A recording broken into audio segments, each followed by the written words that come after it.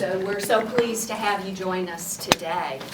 I thought one thing that might be very helpful is if we could just take a moment and introduce ourselves, if we could just go around the room, and also if you'd like to share any affiliation that you have, and we'll just get a better sense of who all is gathered here today.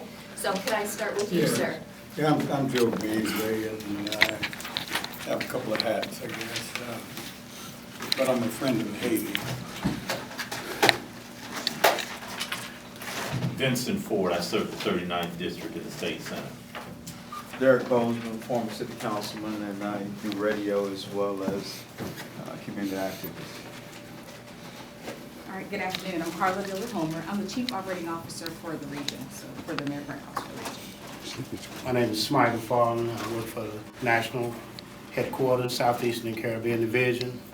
My responsibility is managing relationships in the Southeastern Caribbean.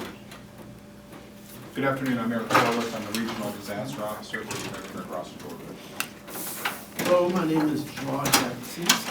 I am a disaster home inspector for FEMA.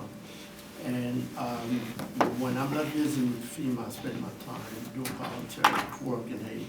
I'm Haitian born, by the way. I just organized a medical mission trip to Haiti about a year ago. Good afternoon, my name is Roman Duran. I'm also Haitian, and I'm president of the Pluriel Magazine Atlanta chapter, and I'm also a friend of Haiti. I'm Ruben Brown, Regional Communications Manager for the Georgia Red Cross, also active in governmental affairs as well.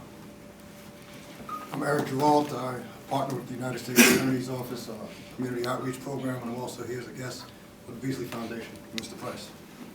And I'm also second generation Haiti. My name is David Branch. I'm a community organizer and a program coordinator at Morehouse School of Medicine, Community Health, and Department of Preventive Medicine.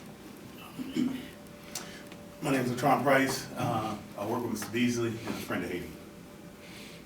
I'm Dick Freeman. I'm currently serving as the Vice President of International Affairs for Sojourner Truth College, and I'm an attorney and do some other things as well.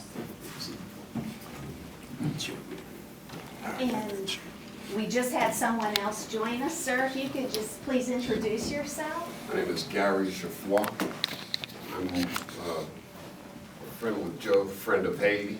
I've been several times, so I'm here to show my concern. Good. And who's your young This is Noah, my grandson. He's babysitting today, so unfortunately, I'm sorry, yeah, they come. Unfortunately, yes, sir, yes, sir. I got him involved early. That's right, thank you. And we have some colleagues who have joined us by phone as well. So if you could please introduce yourself, the folks that are on the phone. Terry, good afternoon to you and to everyone else in the room. This is David Meltzer. I'm the General Counsel and Chief International Officer of the American Red Cross. Very good, thank Terry, you. good afternoon. This is April Wood. I lead our Community Mobilization and Partnership team at National Headquarters on behalf of Disaster Cycle Services, our domestic arm of response and recovery for the Red Cross. Great. Thank you, David and April. And again, I just want to say thank you all so much for reaching out to us and having this opportunity that we can share some information about the American Red Cross, as well as specifically about the response to the Haiti earthquake that's been an ongoing response. I do hope that there's a lot that I'm very proud of with the Atlanta and Georgia Red Cross. So I really hope that this is the first of many dialogues that we can have. So many of you are so engaged in community service, and Senator Ford with your leadership and service to the state. And so we just really hope that we can have a very engaging dialogue about how we can all work together, because I think in the end we're just committed to those we serve. Whether it's here at home in Atlanta or abroad. So with that, I think it would be very helpful if we had an overview of what the Red Cross response has been. And David Meltzer, who is our Chief International Officer, is going to provide us with that overview. So David, if I could... Hold on. We're your guests.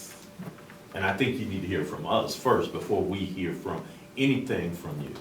And I'm very serious about that. I didn't come to get an overview of what y'all are doing in Atlanta or in Georgia. I did not. I came here to tell you what's on our minds and in our hearts. And that's what I want to do. I don't want to hear any presentation from y'all because I could read your brochure. You could give me some information and I can leave out of here right now.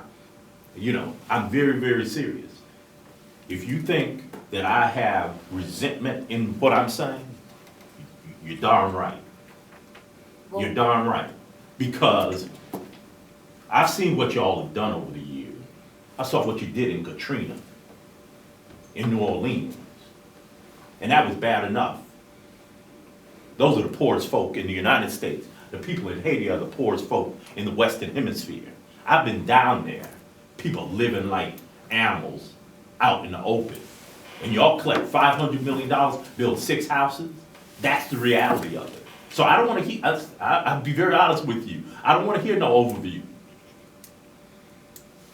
I came here to say a piece. And that's what I'm going to say. And I'm going to leave out of here. Because what y'all have done is unconscionable.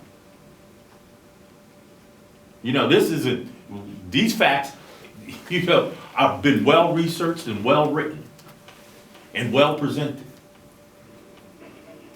Y'all don't do international development, you do emergency relief.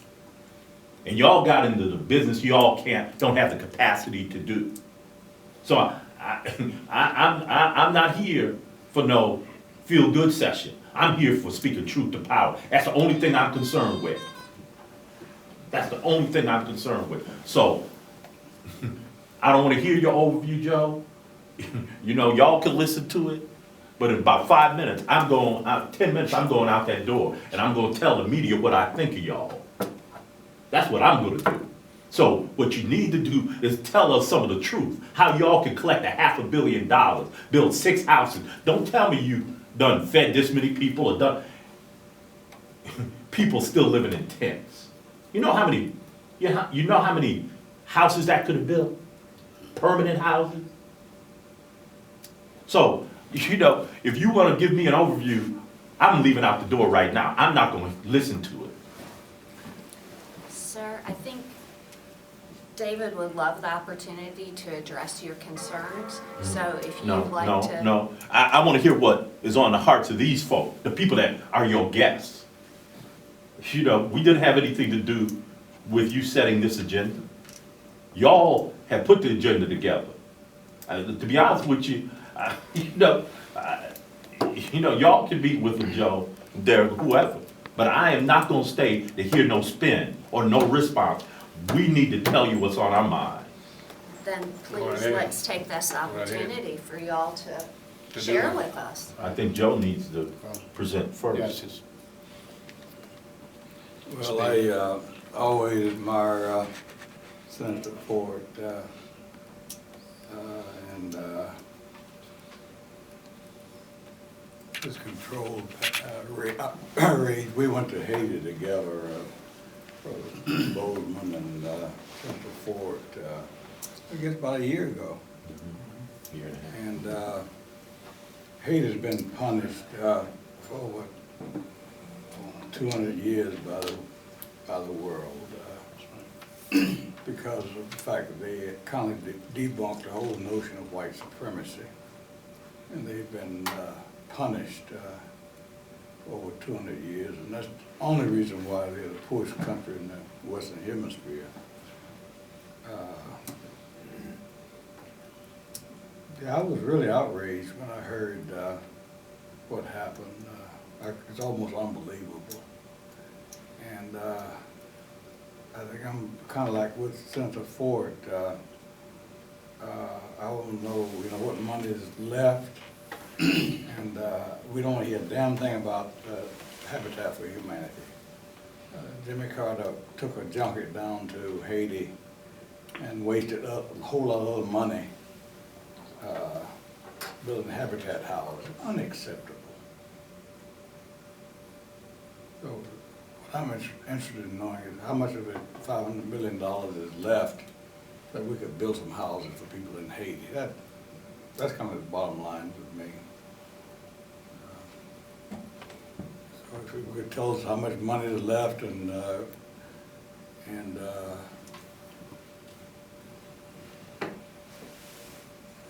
then we can figure out. I just got on the phone with the Consul General of Haiti, and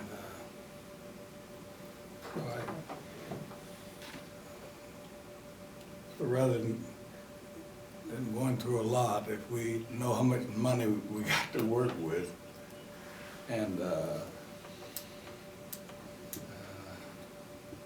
how could you ruin such a bad, I mean, you got a good name and a good reputation, how could you ruin it like that? It's just amazing to me. And, you know, we got,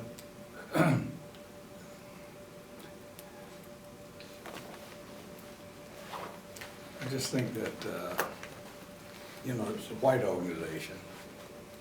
I don't think you'll like black people. I really don't. I don't think you like black people. And now some of the black people sitting around here that's got positions, and I don't begrudge you your work. I don't. Everybody got to make a living. But I don't think Red Cross like black people.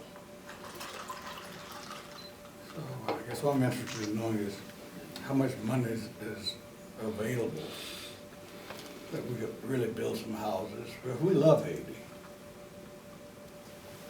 I know you, Mr. Attorney, I read a whole lot about you. And as Senator Ford suggests, you know, so I know you very well. And I don't care too much about what I read, but that's what I'm interested in, is how much money have we got to work with? Yeah, let me say for me, I think that sentiment is mine. One of the things we saw when the report came out last week, there was no denial of the facts of the report. Red Cross said, no, they're lying. No, it's not the truth. And so having gone there and seen the conditions, I remember very clearly when this happened. We were on radio raising money. In fact, I know I gave over 1,000 of my own money and caused other folks to give. If I had any idea, we would get a report that says, as a result of all that had occurred, 6 houses had been built. And that the rest has been mysteriously soaked up in administrative fees or consultant fees. Hell, Haiti don't need no consultant, they need housing. They need clean water.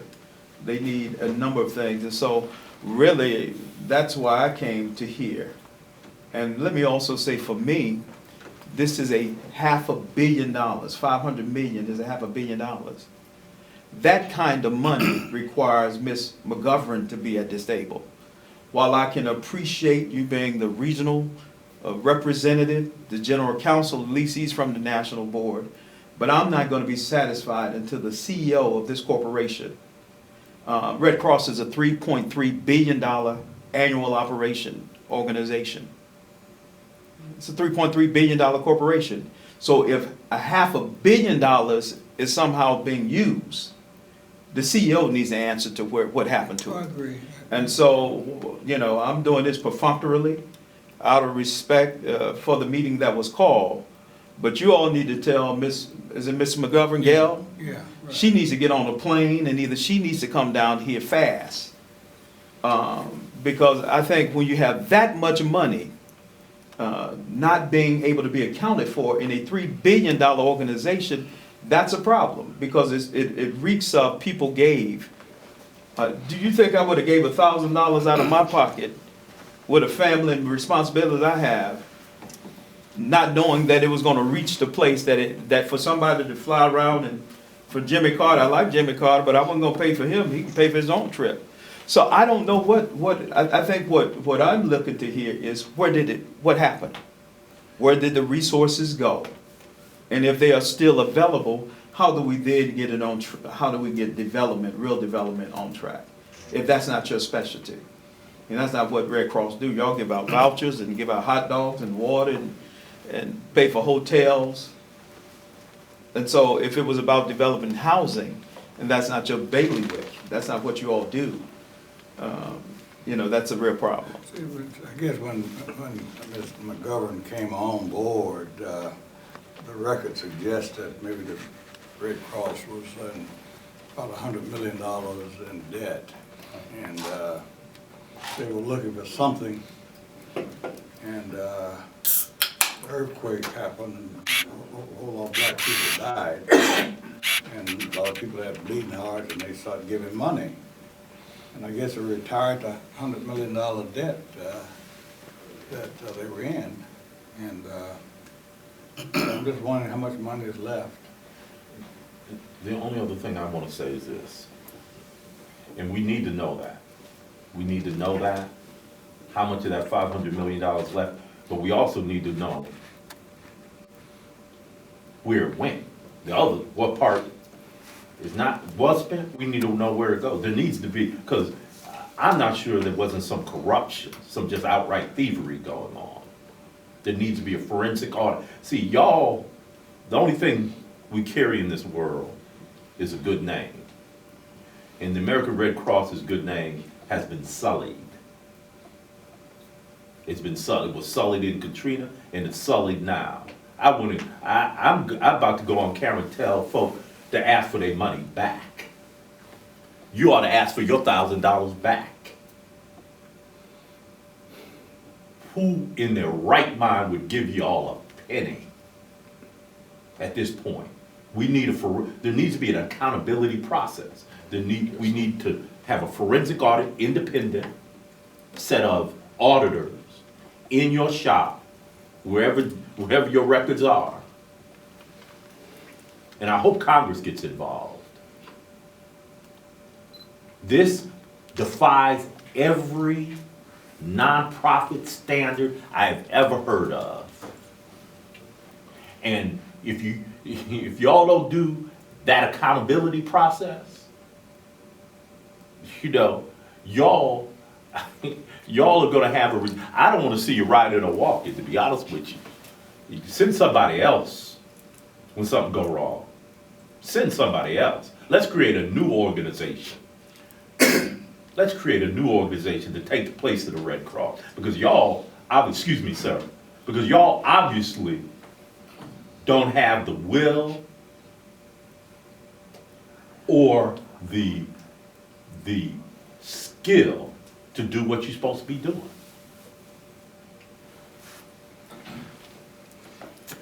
It's stated for the 2014 fiscal year that $600 million was raised from contribution and grants, and about $2 billion was raised. You guys have a $73 million deficit. So it's obvious that you guys know where the money is. We just want to know where's the money. Simple question. Is there anybody else? Well, Sir. as being Haitian, I visited Haiti myself 2 years after the earthquake. And without knowing all of this, without knowing how much money Red Cross had, how much money was really contributed to different organizations. But what I saw was really upsetting. 2 years after, devastating, catastrophic earthquake that really takes, many lives, that really left people living in the tent. And nothing really was done at the time. And that was in 2012. And the earthquake happened in October of 2010, I believe? January 2010. So I visited Haiti 2 years after.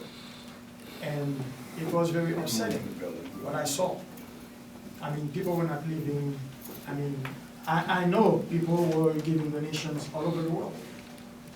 All over the world. So, something has to be done. And I love my country. It's really upsetting to me hearing, what I'm hearing right now, but I like to have some sort of commitment from you guys and, to tell me exactly what are your next steps are. what are your future demonstrations to show how the money is going to be used, what they're gonna do with it. 6 hours is, I don't think is really irrelevant for the kind of money that you guys have. Yeah, very briefly, I would have to certainly support the notion that it has to be completely transparent. I do believe, while it is important to know exactly how much money is left, it's equally, if not more important, to know exactly where the money went and where it was spent and how it was spent.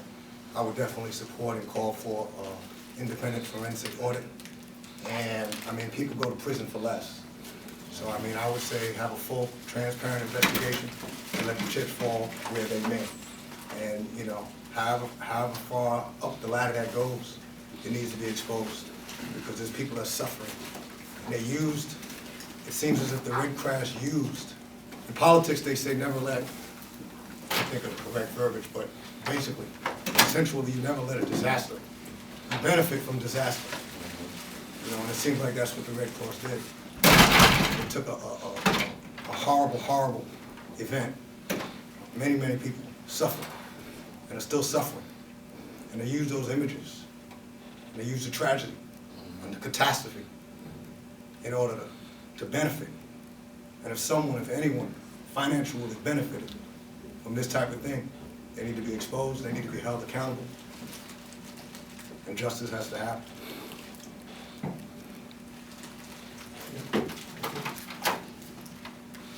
Let me just stop for a minute and see, is there anyone else who'd like to share what's on their mind?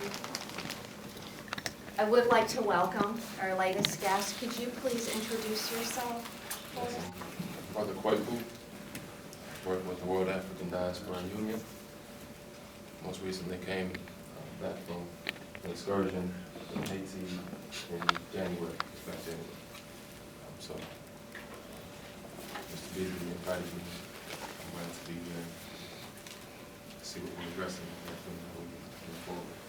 Thank you. Welcome. It's very evident the depth of passion and caring that y'all have about this, so I want, oh, I'm sorry, sir. I just want to interject briefly. As I stated earlier, I'm a disaster home inspector for FEMA. And I remember vividly after Hurricane Sandy, I was working in New York. And I worked primarily in an Italian neighborhood, Howard Beach.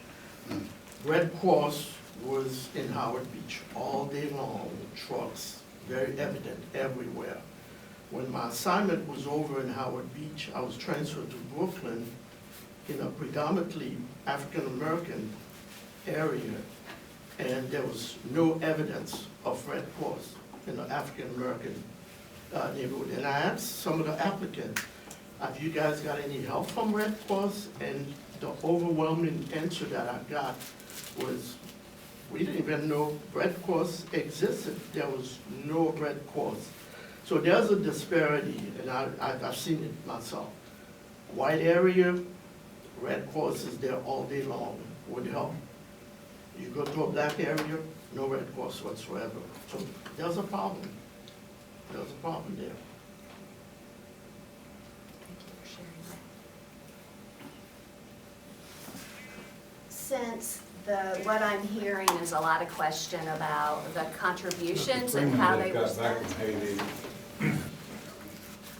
Yeah, well, I just got back and I did go through it. I went to Haiti shortly after the earthquake and saw the devastation and the millions of people. I think it was 1.5 million people living in the tent cities. I do understand that. I did inquire when I was there and go through again. I understand that according to the folks I spoke to, 98% of the people are now out of tents. There's still 2% or so of the folks out, they've been removed, and I did go out there from Central City, but there's still some tents up. And on the one hand, because I saw how terrible it was, I was glad to see that most folks had at least moved out of that dire circumstance. but I too am curious about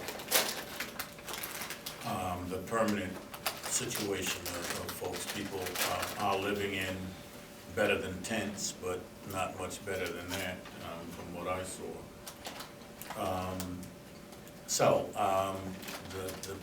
What has happened in the past, I have very little control over. I'm more interested in what plans are for the future, and if indeed there was wrongdoing, and I don't have any evidence of that at this point.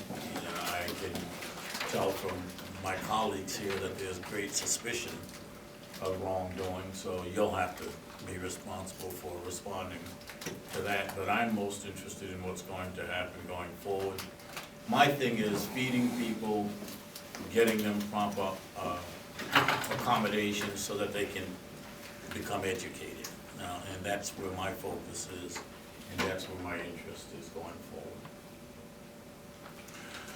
Yeah, I work with Mr. Beasley, as I stated earlier, with the Joe Beasley Foundation.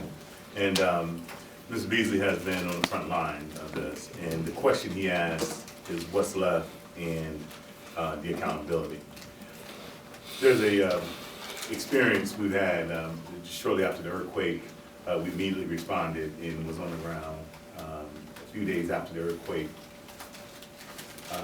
Preceding that, an experience that talked about global issues with Haiti, particularly out of the Vatican, out of Italy, as well as the Western Hemisphere, our government here in the United States, the Western powers. And the birth of the Red Cross, comes out of all those issues.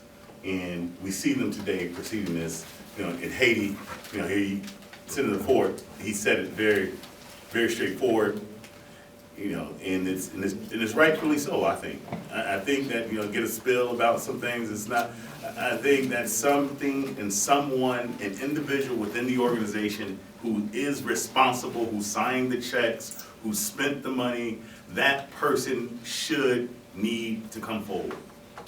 And I think in addition to that, we like to expose them in the world. We want to make sure that we know that this is a taker.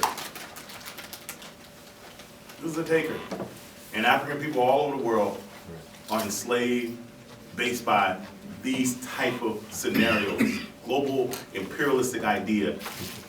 And I think it really is a shame. In the 21st century, we're facing this type of issue. Let me try to put some of this in perspective. Well, at least it's my perspective, and whether others agree or not. I saw, just last night, ironically, I saw a movie that was glorifying Napoleon Bonaparte. And when I was a young man studying history, whenever they mentioned his defeats, they talk about Waterloo, and they did this in the movie, again last night, Napoleon's Waterloo.